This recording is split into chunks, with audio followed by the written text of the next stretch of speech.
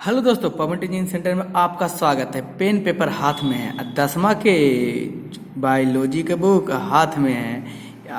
तो बने रहे पवन टीचिंग सेंटर के साथ, पढ़ते रहिए, आगे बढ़ते रहें। जैसा कि आपको दिखाई दे रहा है, हम लोग आज चैप्टर 5 करने वाले हैं। कौन सा चैप्टर 5 करने वाले। इसके पहले हम लोग कर चुके हैं, हमको बोल सर इसके पहले क्या कर चुके हैं हम, इसके पहले चैप्टर 1, चैप्टर 2 और चैप्टर 3 और चैप्टर 4 का ऑब्जेक्टिव क्वेश्चन कर चुके हैं।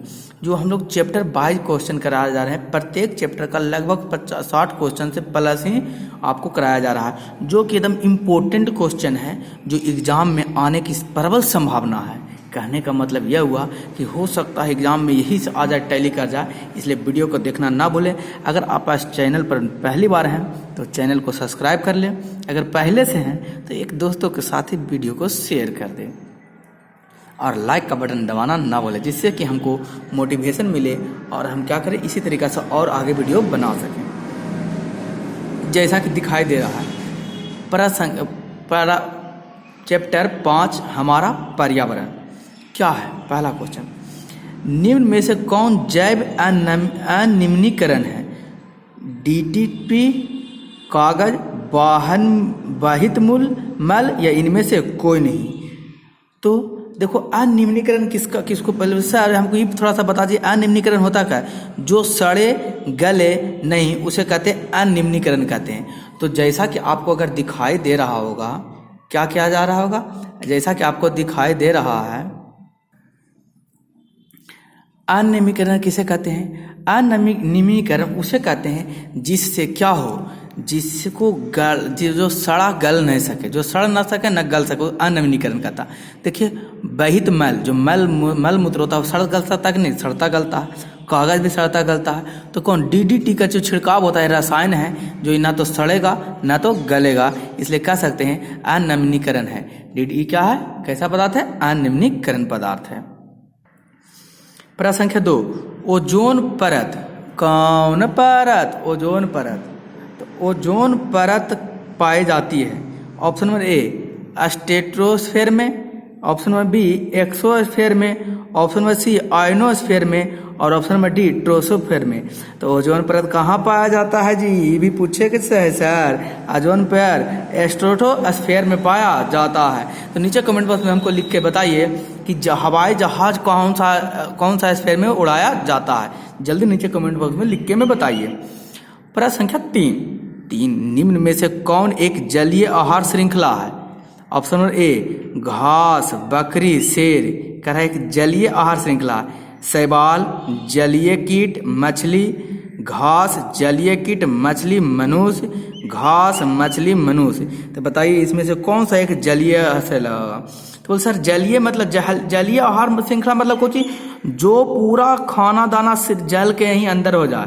तो जल के अंदर क्या पाए जाते हैं? छोटे छोटे शैवाल पाए जाते हैं, और उसको कुछ जल के अंदर जलीय कीट पाए जाते हैं और मछली पाया जाता है। इसका आंसर हो जाएगा बी, कि मनुष्य तो जल में पाया जाता है नहीं, शेर बकरी तो होबे नहीं करेगा, घास पाया जाता है, लेकिन शेर बकरी जल पाया जाता है, जल में नहीं। तो इसलिए इसका आंसर क्या हो जाएगा आपका? बी हो जाएगा। कौन देने योग्य बात, ध्यान देने योग्य बात, कौन लर है, क्लियर है। दोस्तों, अगर यदि आपको वीडियो अच्छा लगता है तो दोस्तों के साथ एक बार शेयर करना ना भूलें। प्रश्न संख्या कितना की ओर चलते हैं? प्रश्न संख्या हम लोग 4 की ओर चलते हैं। निम्नलिखित में से किसे आप उपभोक्ता की श्रेणी में रखेंगे? ये कौन है जो एक उपभोक्ता की श्रेणी में आप इसको रखेंगे? ऑप्शन नंबर ए हरे पौधे, ऑप्शन नंबर बी नीले पौधे, ऑप्शन नंबर सी जंगली पौधे, ऑप्शन नंबर डी फूल और पत्ते। किसे हैं जो आप उपभोक्ता की श्रेणी में रखेंगे? लीजिए, आपसे पूछा कि किसे आप उपभोक्ता की श्रेणी में रखेंगे? तो उपभोक्ता जंगली जानवर को मैं उपभोक्ता की श्रेणी में रखूंगा। हरे पौधे क्या है? जो हरे पद, फूल, पत्ती, नीली हरित शैवाल, ये सब क्या है? शाकाहारी है, जो उपभोक्ता नहीं करता है, डायरेक्ट प्रकाश संश्लेषण क्रिया करके अपना खाना बजाता है। लेकिन जंगली जानवर है जो किसी दूसरे को खाना खाकर अपना जीवन व्यतीत करता है, उसे क्या कहते हैं? जब दूसरे चीज को जो खाता है वो उपभोक्ता कहलाता है। हरे पौधे किसी को खाता है नहीं, तो उपभोक्ता कहलाएगा। नीले हरित शैवाल किसी को खाता है, किसी को नहीं खाता, तो ये भी उपभोक्ता नहीं कहलाएगा। फूल पत्ते भी किसी को नहीं खाता है, ये भी नहीं कहलाएगा। लेकिन जंगली जानवर किसी दूसरे प्राणी को खाता है, किसी दूसरे जीव को खाता है, इसलिए क्या कहलाएगा? उपभोक्ता कहलाएगा। तो प्रश्न संख्या 4 का आंसर क्या हो जाएगा? सी हो जाएगा। कौन देने योग्य बात, ध्यान देने योग्य बात। उसी प्रकार हम लोग चलते प्रश्न संख्या 5 की ओर। निम्न में कौन एक जैविक प्रक्रमण द्वारा अपघटित होने वाला पदार्थ है? ऑप्शन नंबर ए सूखे घास पत्ते, बी पॉलीथीन गैस, सी रबड़ और डी प्लास्टिक की बोतल। तो निम्न में से कौन जैविक प्रक्रमण द्वारा अपघटित होने वाला पदार्थ है? तो देखिए जैविक अपघटन द्वारा अपघटित होता था सूखे घास पत्ते, पॉलीथीन, रबड़। पॉलीथीन क्या कभी सड़ता गलता है? नहीं। रबड़ सड़ता गलता है? नहीं। प्लास्टिक सड़ता गलता है? नहीं। तो ये तीनों नहीं सड़ेगा। तो एक अपघटित मतलब सड़ गल जाना, तो कौन सड़ेगा? सूखे घास पत्ते सड़ जाएगा, गल जाएगा। इसलिए प्रश्न संख्या 5 का आंसर क्या हो जाएगा? ए हो जाएगा। प्रश्न संख्या क्या से चलते हैं? 6 की ओर हम लोग चलते हैं। 6 में क्या करा? हरे पौधे कहलाते हैं। ऑप्शन नंबर ए उत्पादक, ऑप्शन नंबर बी अपघटन, ऑप्शन नंबर सी उपभोक्ता, ऑप्शन नंबर डी आहार श्रृंखला। तो हरे पौधे कहलाते हैं, क्या कहलाते हैं? तो बोल सर हम कहें हाँ हरे पौधे कहलाते हैं, उत्पादक कहलाते हैं। कौन पौधे? हरे पौधे। तो प्रश्न संख्या 6 का आंसर क्या हो जाएगा? ए हो जाएगा। प्रश्न संख्या 7, इनमें मुर्दाखोर है, इसमें मुर्दाखोर है। इसमें कौन मुर्दाखोर यानी कि मुर्दा खाता है? चील, सियार, कौवा, सभी। कौवा सियार खाता है, कौवा खाता है। कौवा क्या करता है? खाता है, मुर्दा उर्दा को भी खाता है। सियार भी खा जाता है, चील भी खाता है। तो इसमें सभी हो जाएगा। सब मुर्दाखोर है, जो मरे हुए जीव को खाते हैं उसे मुर्दाखोर जीव कहते हैं। तो प्रश्न संख्या कितना की ओर चलते हैं? प्रश्न संख्या हम लोग चलते हैं अगला, प्रश्न संख्या 8। कह निम्नलिखित में से कौन सा अजैव निम्नीकरण है? कागज, लकड़ी, कपड़ा, प्लास्टिक। अजैव निम्नीकरण मतलब जो निम्नीकरण होता है तो कागज सड़ गल जाएगा, लकड़ी सड़ गल जाएगा, कपड़ा सड़ गल जाएगा। क्या प्लास्टिक सड़े गलेगा? नहीं। तो क्या हो जाएगा? अजैव निम्नीकरण कहलाएगा। अब बाकी सबको चाहिए जैव निम्नीकरण। प्रश्न संख्या 9, निम्न में से कौन सा पर्यावरण के जैविक घटन नहीं है? ऑप्शन नंबर ए पौधा, बी वायु, सी जंतु, डी मनुष्य। कह रहा कौन सा है जो पौधे निम्नलिखित में से कौन सा पर्यावरण जैविक घटक नहीं है? ऑप्शन नंबर ए पौधा, वायु, जंतु, मनुष्य। इसमें कौन सा है जैविक घटक है, जैविक घटक नहीं है? तो बोल सर जैविक घटक मतलब आप बताएं जो सड़ जाए गल जाए जैविक घटक कहलाता है, जो सड़ेगा गलेगा नहीं जाएगा। पौधे को अगर काट के छोड़ दिया जाए सड़ गल जाएगा, जंतु मर जाएगा तो सड़ गल जाएगा, मनुष्य भी सड़ गल जाएगा। क्या वायु सड़ेगा गलेगा? नहीं। इसमें जैविक घटक क्या इसमें हो जाएगा? वायु हो जाएगा। प्रश्न संख्या 10, निम्न में से कौन सा जैव अनिम्नीकरण प्रदूषित है? निम्नलिखित में से कौन सा जैव अनिम्नीकरण प्रदूषण है? ऑप्शन नंबर ए गोबर गैस, बी प्लास्टिक, सी पानी, सी डी कागज। अनिम्नीकरण मतलब प्रदूषक है। इसमें कुछ हो जाएगा? बोल सर 10 का हो जाएगा बी प्लास्टिक है जो जैव अनिम्नीकरण यानी कि क्या सड़े गलेगा नहीं। तो बोल सर इसमें तो सब सड़े गले वाला दिला है, पर्यावरण में यही है, ये पढ़ेगा आपको। प्रश्न संख्या कितनी की ओर? प्रश्न संख्या 11 की ओर हम लोग चलते हैं। प्राकृतिक में ऊर्जा का मुख्य स्रोत है? ए कोयला, बी सूर्य, सी पानी, डी कागज। तो प्रकृति में मुख्य ऊर्जा का स्रोत कौन है? तो बोल सर मुख्य ऊर्जा का स्रोत सूर्य है। तो प्रश्न संख्या 11 का आंसर क्या हो जाएगा? बी। ये सब प्रश्न तो एकदम बहुत ही आसान प्रश्न, ये तो हमसे पहले आप नीचे कमेंट बॉक्स में इसको सभी को जवाब लिख के बता सकते हैं। हम लोग आगे बढ़ते हैं प्रश्न संख्या 12 की ओर। निम्नलिखित में से कौन स्थलीय परितंत्र नहीं है? ऑप्शन नंबर ए जंगल, option number B option number B एक्सबेरिका। कौन बेरिका? एक्सबेरिका। ऑप्शन नंबर सी घास के मैदान, ऑप्शन नंबर डी मरुस्थल। कर कौन स्थलीय परितंत्र नहीं है? जंगल स्थलीय है, घास के मैदान में स्थलीय है, मरुस्थल भी कुछ स्थलीय है। तो एक्सबेरिका है जो स्थलीय नहीं है। CFC क्लोरोफ्लोरोकार्बन लीजिए, हम तो बोल दिए पहले ही बता दीजिए, तो ये तो बता लीजिए, बना लीजिएगा आप नहीं बोलना है सर बता दीजिए तभी हो। CFC क्लोरोफ्लोरोकार्बन को कहते हैं, यानी कार्बन फ्लोरोकार्बन, कार्बन फ्लोरोकार्बन और कार्बन फ्लोरो क्लोरो नहीं। CFC को पूरा नाम क्या है? फुल फॉर्म होता है क्लोरोफ्लोरोकार्बन को CFC कहते हैं, जो ओजोन परत को क्या कहता है? बहुत नुकसान पहुंचाता है। प्रश्न संख्या 14, मृत शरीर को पचाने वाले जीवों को उत्पादक कहते हैं, अपघटन जीव कहते हैं, सपोषी कहते हैं या उपभोक्त कहते हैं? तो मृत जीव को पचाने वाले जीवों को क्या कहते हैं? तो बोल सर अपघटन जीव कहते हैं, क्योंकि मृत जीव जब मर जाता है, जब पृथ्वी पर आता है, उसको जो जीव होते हैं, मूल जीव होते हैं, उसको अपघटित करके उसे खत्म कर देते हैं। उसे क्या कर देते हैं? तो खत्म कर देते हैं।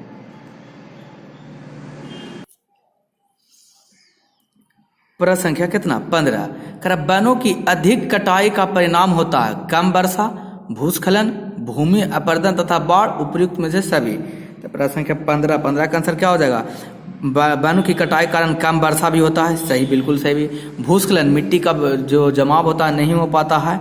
भूमि अपरदन भी होता है, बाढ़ का भी खतरा मजा, यानी कि सभी होता है, इसलिए प्रश्न संख्या 15 का आंसर क्या हो जाएगा? उपयुक्त सभी। प्रश्न संख्या 16, जैव वातावरण में निम्नलिखित है, जैव वातावरण में शामिल है। ऑप्शन में मृदा, जल तथा वायु, बी जंतु, पौधे तथा मनुष्य, सी सूर्य का प्रकाश, वायु का प्रकाश, इनमें से कोई नहीं।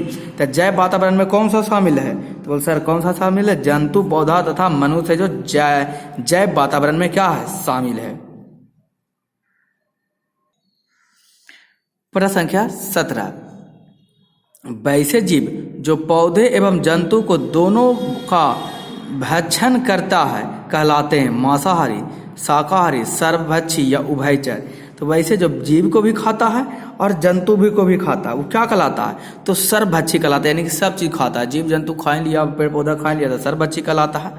प्रश्न संख्या 18, जीवाणु एक कवक कहलाती है।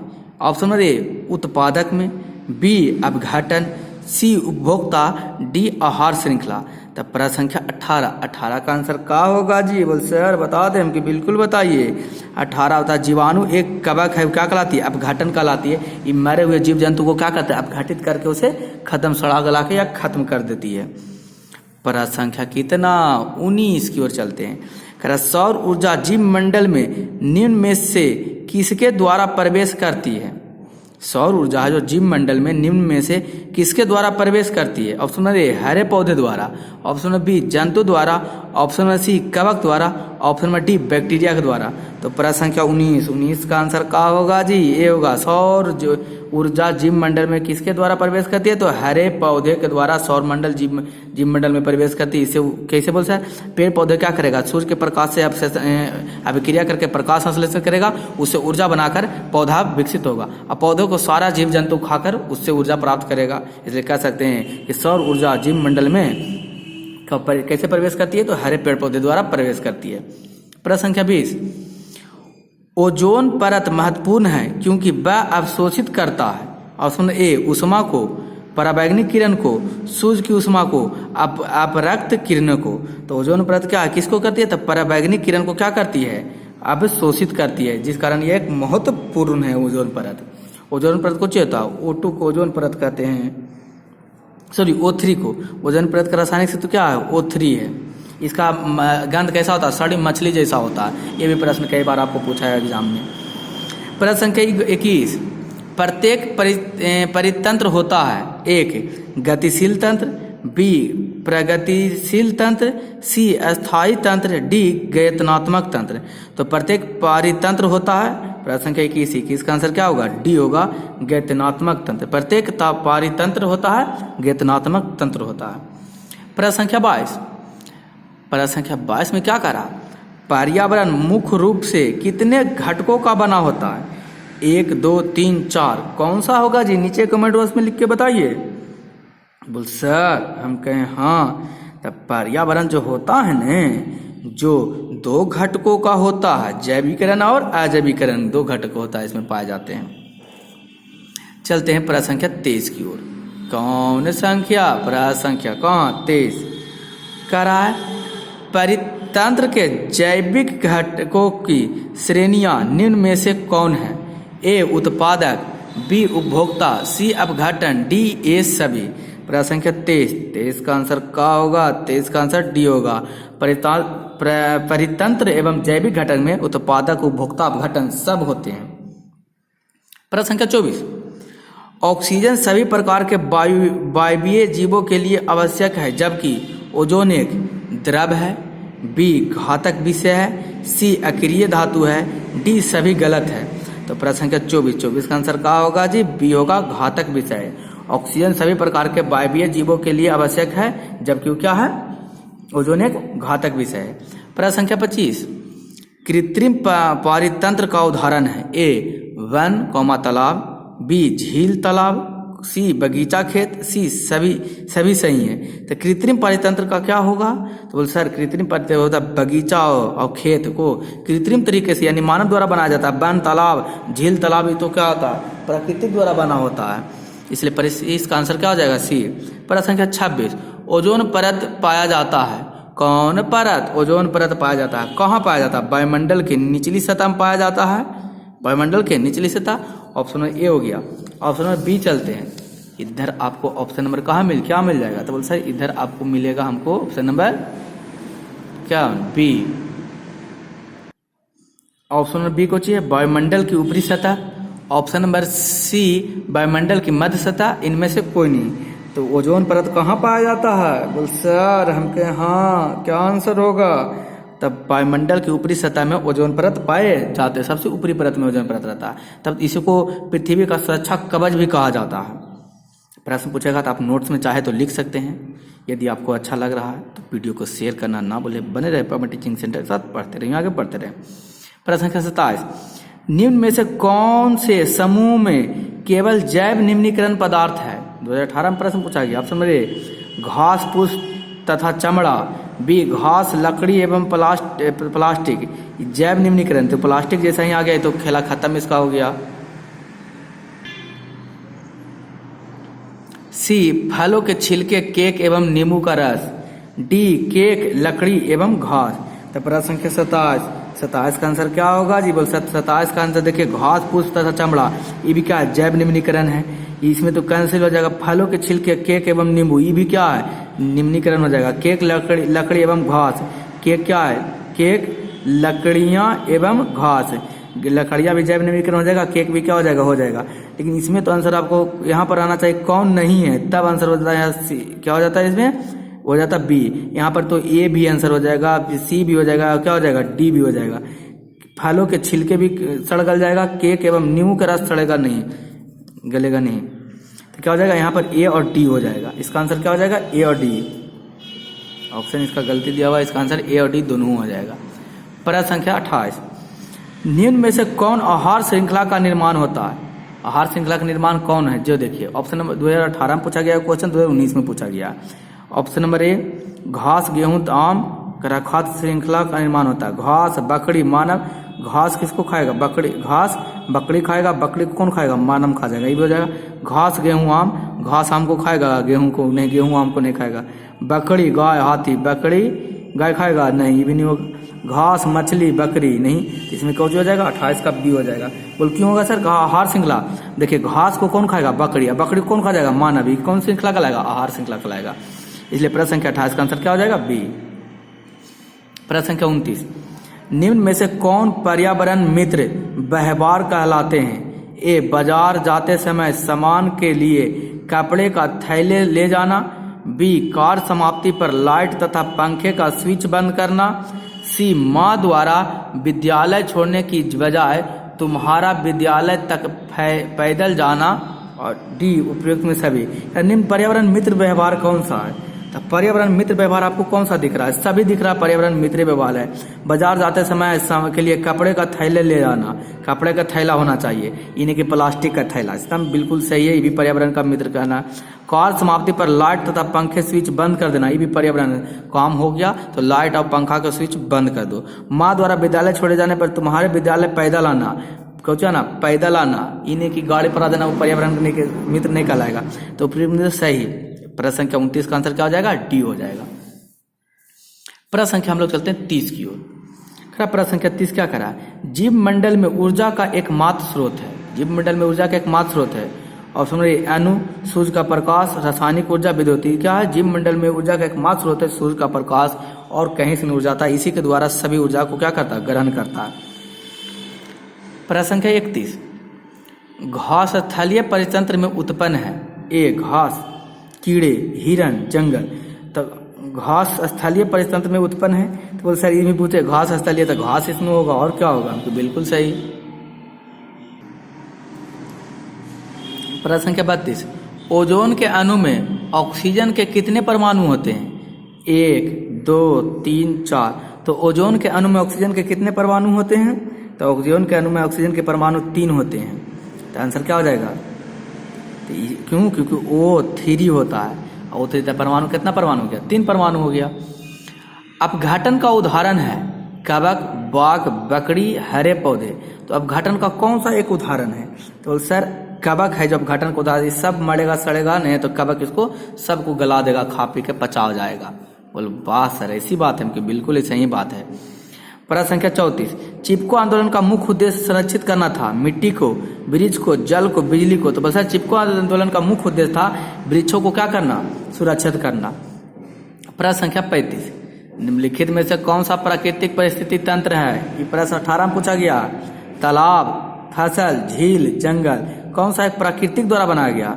तो तालाब बनाया गया, प्राकृतिक द्वारा बनाया गया है। तो तालाब मनुष्य के द्वारा भी बना सकता है, फसल तो मनुष्य को जाता है, झील भी मनुष्य, झील की जंगल, कौन सा एक प्राकृतिक तंत्र है? तो जंगल है। जंगल में झील भी हो सकते हैं, तालाब भी हो सकते हैं। प्रश्न संख्या 35 का आंसर, झील तो मनुष्य के द्वारा भी झील बनाया जा सकता है, लेकिन जंगल मनुष्य के द्वारा बनाया नहीं जा सकता है, ये प्राकृतिक द्वारा ही बनाया जाता है, प्राकृतिक से ही बना रहता है। प्रश्न संख्या 36, कौन से गैस वैश्विक उष्मायन के लिए उत्तरदायित्व है? 2000 में पूछा गया प्रश्न। Option A carbon dioxide, B oxygen, C nitrogen, D इनमें से कोई नहीं। प्रश्न संख्या 36 का आंसर क्या होगा जी? 36 का आंसर डी ए होगा। क्या हो जाएगा? वैश्विक उष्मन क्या? कार्बन डाइऑक्साइड है जो वैश्विक उष्मन का कारण है, यानी कि कार्बन डाइऑक्साइड का कारण है कि उष्मा क्या हो जाता है? बढ़ते जा रहा है, यानी कि वायुमंडल का तापमान बढ़ते जा रहा है। कौन सा गैस के कारण? कार्बन डाइऑक्साइड गैस के कारण। तो चलते अगला प्रश्न की ओर। प्रश्न संख्या हम लोग करते हैं 37, ओजोन परत किस हानिकारक, प्रश्न संख्या 37, ओजोन परत किस हानिकारक विकिरण से पृथ्वी को सुरक्षा प्रदान करता है? ऑप्शन नंबर ए अपकरक विकिरण, बी तापीय विकिरण, सी पराबैंगनिक विकिरण, डी इनमें से सभी। तो प्रश्न संख्या 37 का आंसर क्या होगा जी? 37 का आंसर सी होगा, पराबैंगनिक किरण। ओजोन परत किस हानिकारक विकिरण से पृथ्वी को सुरक्षा प्रदान करता है? पराबैंगनिक किरण से। प्रश्न संख्या 38, कौन सा अजैव निम्नीकरण कचरा है? कौन सा अजैव निम्नीकरण कचरा है? एक टिश्यू पेपर, बी केले का छिलका, सी थर्मोकोल, डी इनमें से सभी। तो कौन सा अजैव निम्नीकरण का कचरा है? तो अजैव निम्नीकरण का कचरा है थर्मोकोल। क्या अजैव निम्नीकरण है? टिश्यू पेपर भी गल जाएगा, केले की छिलका भी गल जाएगा, इनमें से थर्मोकोल गलता नहीं है। प्रश्न संख्या 39, कह रहा है इसमें से कौन सर्वाहारी जीव है? ए हिरण, बी मनुष्य, सी तिलचट्टा, डी बी एवं सी दोनों। बी और सी यानी कि सर्वाहारी कौन है? मनुष्य भी और तिलचट्टा भी कौन आ रही है? सर्वाहारी। हिरण तो है क्या? शाकाहारी है। तो इसका आंसर क्या हो जाएगा? डी हो जाएगा, बी और सी दोनों।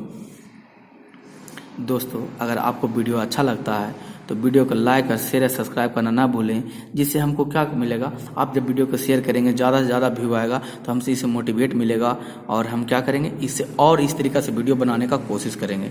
तो उम्मीद करते हैं कि आप ज़रूर शेयर करेंगे। एक बार 1 मिनट का क्या 1 मिनट का बात है, आप क्लिक शेयर बटन पर क्लिक कीजिए और किसी दोस्तों के साथ एकदम शेयर कर दीजिए।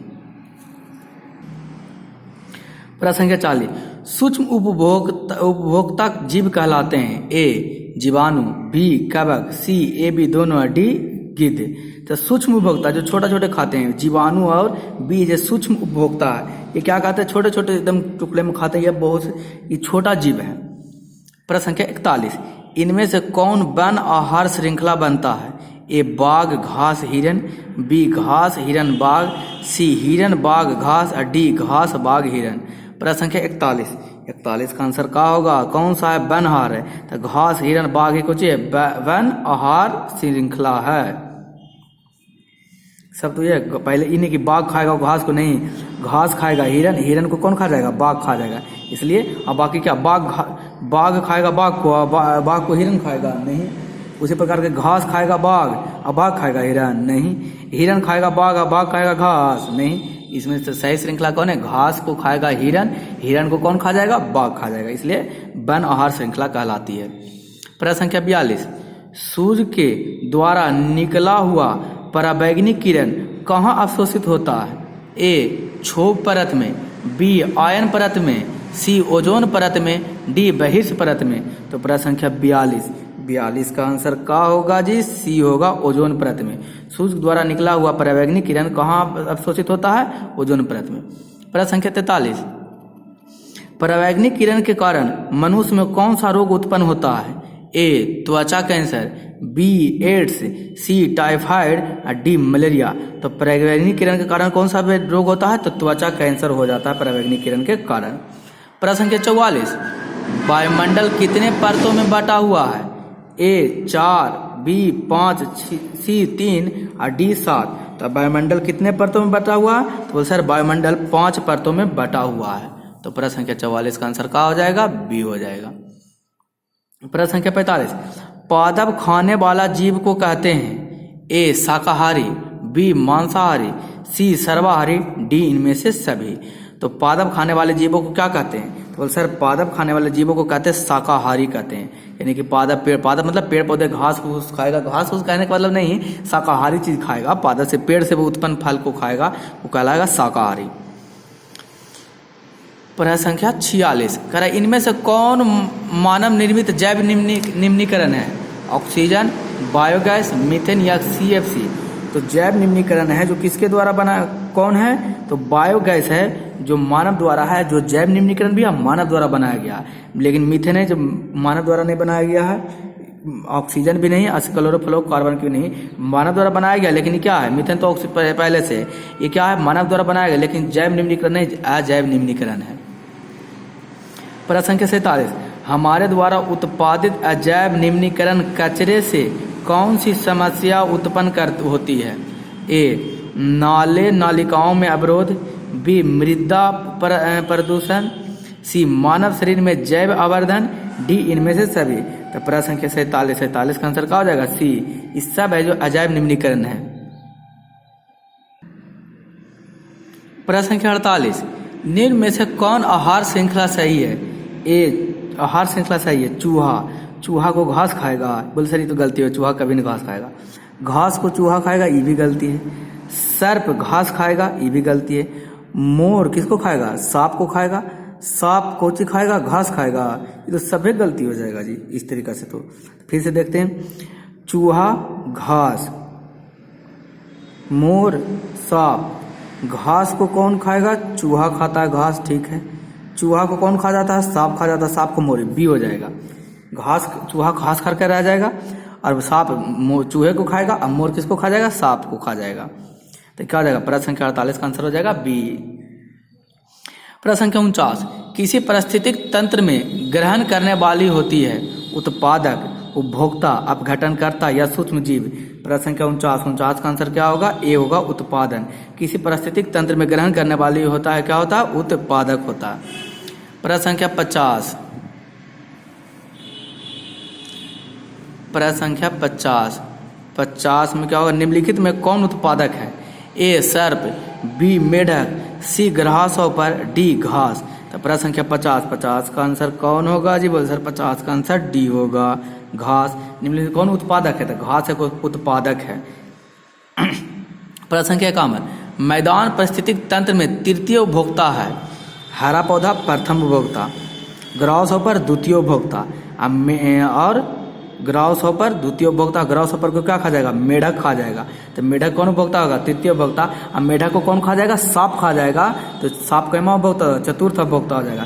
तो प्रश्न संख्या 51 का आंसर क्या हो जाएगा? 51 का आंसर, पारिस्थितिक तंत्र में तृतीय उपभोक्ता कौन है? तो तृतीय उपभोक्ता मेढक भी हो सकता है। मेढक कीट पतंग को खाएगा। प्रथम उपभोक्ता हरा पौधा, द्वितीय ग्रासहॉपर किसको खाता है? हरा पौधा को खाता है। और तृतीय मेढक खा जाता है। तो मेढक यहाँ पर हो जाएगा जी तृतीय उपभोक्ता में। प्रश्न संख्या 52, वन पारिस्थितिक तंत्र में हिरण होते हैं? ऑप्शन में उत्पादन में हिरण उत्पादन होता है, प्राथमिक उपभोक्ता होता है, द्वितीय उपभोक्ता, तृतीय। तो हिरण होता है प्राथमिक उपभोक्ता है, हरे पेड़ पौधे को खाता है, उत्पादक को खाता है हिरण, तो प्राथमिक उपभोक्ता कहलाएगा। कौन उपभोक्ता कहलाएगा? प्राथमिक उपभोक्ता। प्रश्न संख्या 53, कौन संख्या? प्रश्न संख्या 53, पारिस्थितिक तंत्र में ऊर्जा का प्रभाव होता है? ए एक दिशीय, बी द्विदिशीय, सी बहुदिशीय, डी किसी भी दिशा में। तो प्रश्न संख्या 53 का आंसर क्या होगा जी? ए होगा, एक दिशीय।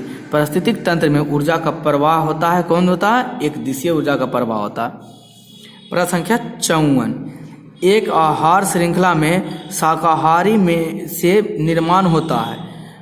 ए प्रथम पोषण स्तर, बी द्वितीय पोषण स्तर, सी तृतीय पोषण स्तर, डी चतुर्थ पोषण स्तर। तो एक आहार श्रृंखला में शाकाहारी में निर्माण होता है, कुछ होता है ऑप्शन तो क्या होता है जो नीचे कमेंट बॉक्स में लिख के बताइए। बी द्वितीय पोषक स्तर होता है। प्रश्न संख्या 55, निम्नलिखित में से कौन सा समूह जैव निम्नीकरण पदार्थ है? चलते हैं ऑप्शन की ओर चलते हैं हम लोग। कौन जैव निम्नीकरण पदार्थ है? तो प्रश्न संख्या 55 का आंसर क्या होगा जो देखते घास, गोबर, पॉलिथीन। घास तो है निम्नीकरण, गोबर भी, लेकिन पॉलिथीन है नहीं, तो ये ऑप्शन तो कट जाएगा। सब्जी, केक, प्लास्टिक, ये भी नहीं होगा। सब्जी तो है, केक भी है, लेकिन प्लास्टिक है नहीं।